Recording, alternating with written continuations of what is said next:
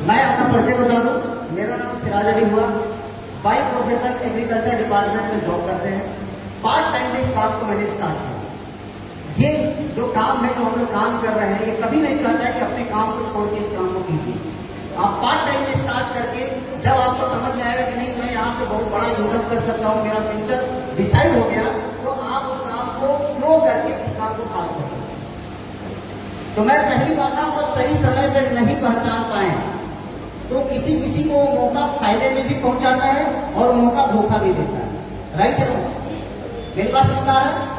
तो ये जो मौका मिला है ई कैश वेंचर का, ये हमारे फ्यूचर में मौका होगा कि धोखा होगा, इसके बारे में भी जानना जरूरी है। जानना जरूरी नहीं। अपॉर्चुनिटी हर आदमी को मिलता है मैडम। आप जो भी हैं, जहां पे भी हैं, जिस अवस्था में है, आपका जो नॉलेज है उसी हिसाब से आप देख पा रहे हैं। राइट है रॉन्ग? अगर कहने का मतलब है कि अगर हम जो चीज के बारे में नहीं जानते, अगर उस चीज के बारे में कोई बताता है, तो हम विश्वास करिए, बड़े बड़े बिजनेसमैन हैं, वो लोग क्या पड़ोसी से सलाह लेते हैं या अपने सलाहकार से सलाह लेते हैं? नहीं मैडम, माइंड से नहीं लेते, क्योंकि बहुत सारे बड़े पढ़े लिखे बिजनेसमैन जो होते हैं, बड़े बिजनेसमैन, वो पढ़े लिखे नहीं होते, तो दिमाग तो होता है। गलत तो नहीं कर रहे। अगर आपके शहर में सबसे बड़ा अगर कोई हॉस्पिटल होगा, और शहर छोड़ दीजिए, दुनिया की सबसे बड़ा हॉस्पिटल होगा, तो वो डॉक्टर नहीं होगा जिसका हॉस्पिटल होगा। राइट करो, वो आदमी की तरह उनका अच्छा आदमी है। दिमाग आपका कितना काम कर सकता है? मैं सिराज अली, मेरा दिमाग कितना है? मैं ज्यादा से ज्यादा ग्रेजुएशन किया हूँ, तो मेरा दिमाग ग्रेजुएशन का है, मगर मेरे टीम में 5 या लोग PhD है, कम से कम 10 IAS अफसर है, तो मेरा दिमाग तो वहां चल रहा है ना। मेरा दिमाग तो उनकी तरह नहीं, मेरा कुछ नहीं है सर। मैं एक सिस्टम को फॉलोअर हूँ, सिस्टम को फॉलो कर रहा हूँ, और जो मेरे साथ लोग हैं उस सिस्टम को फॉलो करके आगे बढ़ रहे हैं। मेरी बात समझ आ रहा है? अब मैं कहना चाहता हूँ, लेकिन परंतु मैडम बाद में पहले चीजों को समझिए, बीच में टोकिएगा, क्योंकि एक कहावत है कि अच्छा वक्ता तभी होता है जब अच्छा सुनता हो। मैं सर बोल रहा था, मैं दरवाजा खोल कर सुन रहा था, मैं उनकी हर बात को सुना। और आज मैं आपको थोड़ा चर्चा जी को जगह दूंगा। मैं देख रहा हूँ गर्मी ज्यादा है, तो थोड़ा सा बारिश करा दिया जाए। क्यों सर? हेलो, कुछ लोग समझ गए कैसे? गर्मी ज्यादा है, बारिश करा दिया जाए। मेरा दावा है ठंडापन का एहसास जरूर होगा, साउंड मिलेगा भीगेंगे नहीं। बारिश देखना चाहते हैं कि छत के नीचे भी बारिश हो सकता है, देखना चाहते हैं? कुछ लोग मुड़ी हिला रहे, कुछ लोग मुड़ी नहीं हिला रहे। जो मुड़ी नहीं हिला रहे हैं, मेरा वादा है कि आप भीगेंगे नहीं, मगर इतना वादा है कि बारिश का आनंद जरूर लेंगे। लेना चाहेंगे? तो चलिए हम टीम ए और टीम बी को बांट लेते हैं। टीम ए इधर हो गया, टीम बी इधर, और बाकी हमारे जजेस हो गए। अब मैं सबसे ये कहना चाहता हूँ, जो मैं कहूंगा वही आपको करना है। तो सारे लोग अपने हाथ को खड़ा कर लेंगे, क्योंकि बहुत लोग सो रहे हैं। मैं इनको प्रेशर का डॉक्टर भी हूँ, तो बहुत लोगों को नहीं थोड़ा सा ठीक भी करने की कोशिश कर रहा हूँ। तो दोनों हाथ ऊपर कर लेंगे, और जो हाथ ऊपर नहीं कर रहे हैं, ये देख ले बगल वाला कहीं पॉकेट में हाथ नहीं लगा है, उसको ऐसे रखेगा भाई, पॉकेट बाद में मारना आता है स्कूल में। क्लियर है? अब अपनी एक हथेली को एक उंगली से प्रेस कीजिए, एक उंगली से जाना चाहते हैं, तो सब लोग को इन्वाइट तो नहीं कर सकते, मगर सब लोग अगर इन्वाइट हो जाए, तो जिस तरह हम लोग उंगलियों से बारिश का आनंद ले रहे हैं, उसी तरह अगर हम लोग टीम गठन करके, टीम को शिक्षित करके, एजुकेटेड करके, हम पैसे का भी बारिश का आनंद ले सकते। अब बात आती है कि हमको ऐसा अपॉर्चुनिटी मिला, मौका मिला, इसमें बहुत सारे लोग इस मौका को पकड़ेंगे भी, बहुत सारे लोग इस मौका को दिमाग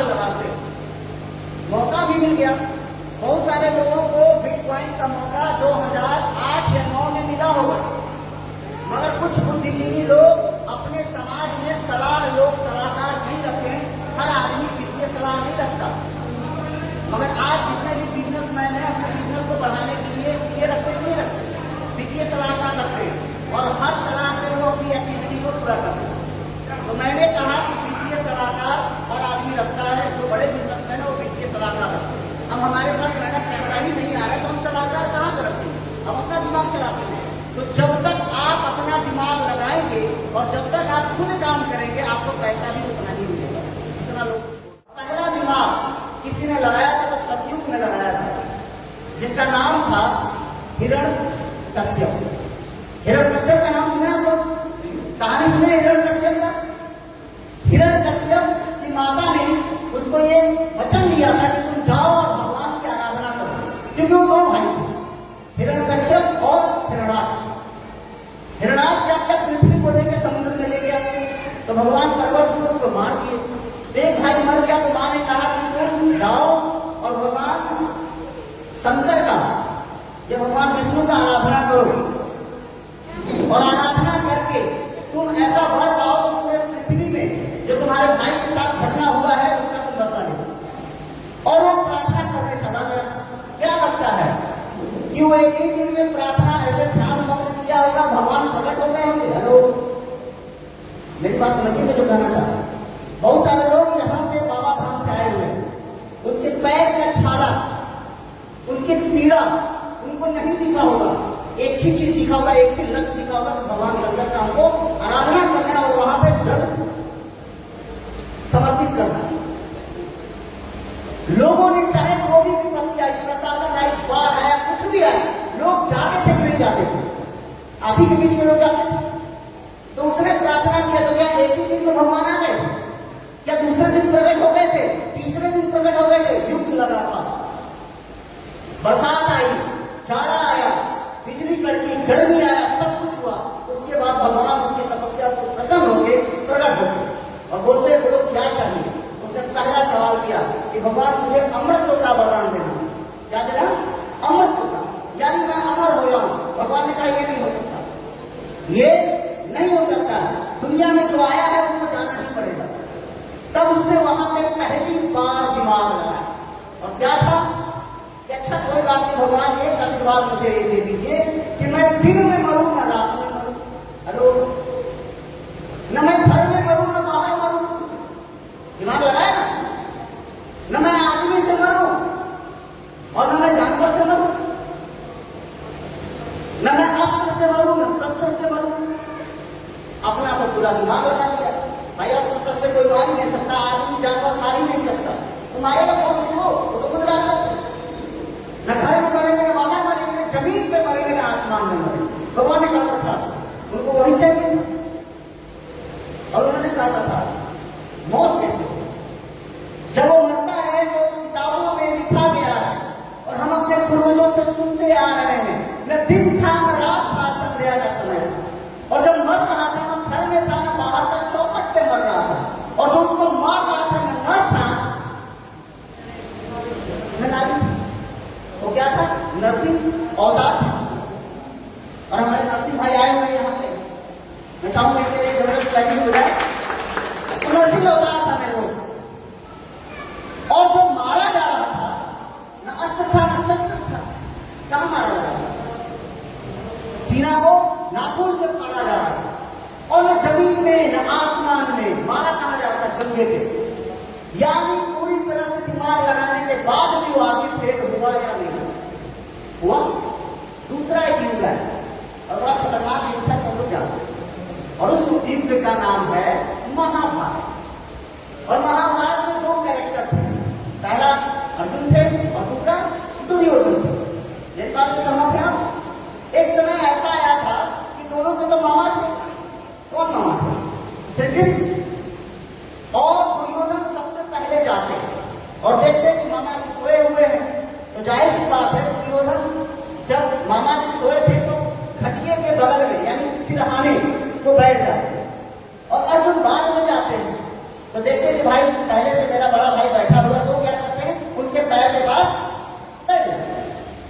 आंखें खुलता है तो लोग मूर्ति के पीछे देखेंगे कि सामने देखेंगे, तो सामने देखते हैं, कहते बोलो अर्जुन क्या चाहिए?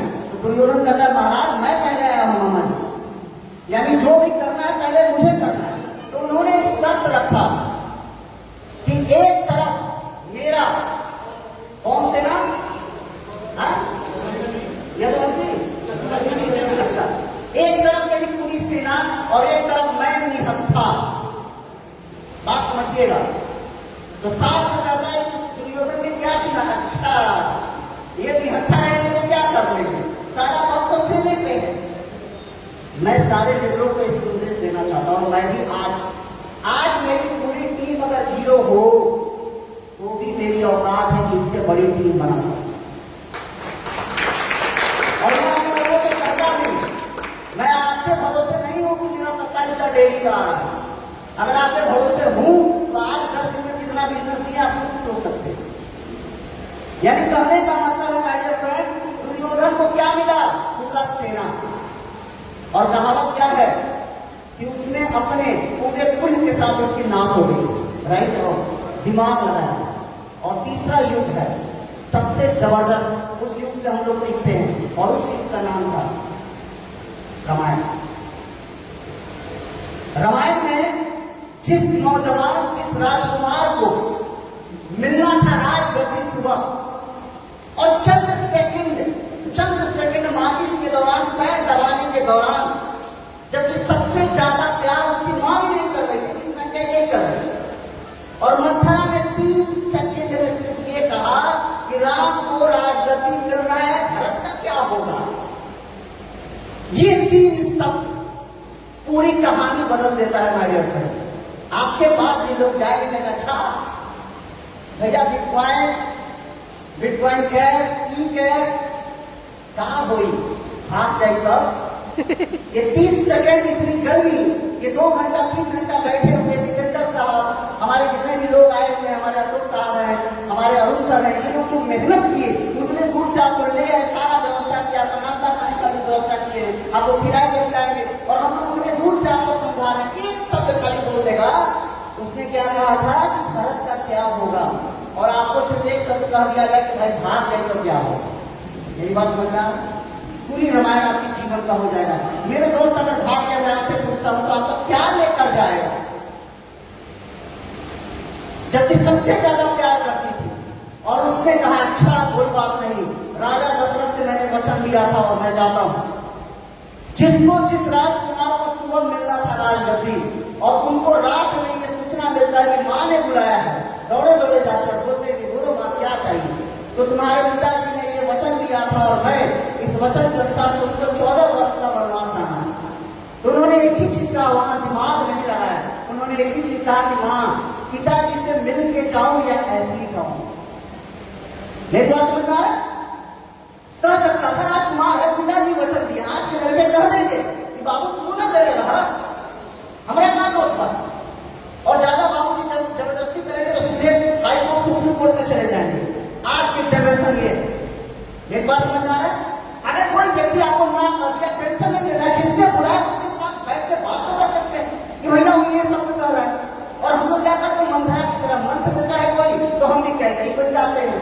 तो भरत में भी तो नहीं हुई वो, भरत को जो सुख चाहिए था वो मिला क्या? इतिहास रहा, उसको मैं नहीं कहूंगा। टॉपिक ये कहता है माय डियर फ्रेंड कि जिस युग में, रामायण में उन्होंने दिमाग नहीं लगाया और मां को कहा कि मैं जा रहा हूं मां, और गए 14 वर्ष के बाद जब लौटते हैं तो जिस युग का अंत हो जाता है, उस युग में एक राजकुमार जब लौट के आता है, मर्यादा पुरुषोत्तम राम कहलाता है, जिसने कभी भी कोई शंका नहीं किया, क्वेश्चन नहीं किया, वो अपनी मां की आज्ञा का पालन किया। और जो आज भी अपने अपलाइन का आज्ञा का पालन कर रहा है, इस सिस्टम में महीने का लाख, 2 लाख, 4 लाख, 5 लाख कमा रहा है। और जिसने अपने अपलाइन को आज्ञा नहीं बनाया, अपलाइन किया है जो खाए उनसे बढ़िया हम ही है, तो उसकी कहानी लग जाएगी। मेरी बात समझ में आ रहा है? यहां तक मेरी बात समझ में आई? तो आपको क्या करना है माय डियर फ्रेंड, इस सिस्टम में जब भी आपको यह अपॉर्चुनिटी मिला, आपको अपना दिमाग नहीं लगता, अपलाइन आपका सलाहकार होता है, उससे सलाह लीजिए, आप कभी भी खाते में नहीं रहेंगे माय डियर फ्रेंड। क्योंकि दुनिया में इकलौता ये बिजनेस है कि ऊपर वाला कभी कामयाब हो सकता है जब नीचे वाला कामयाब, राइट क्या हो?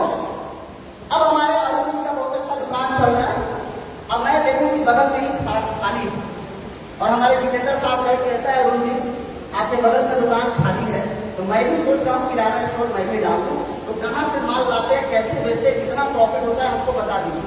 क्या लगता है कि अरुण जी सही सही जानकारी देंगे? अब अरुण जी रोने लगे, अरे जितेंद्र भैया क्या बोले, बड़ा फंस गए हैं, हम भी तो चलाई लेंगे ना, बेटा को भी फंसाए हुए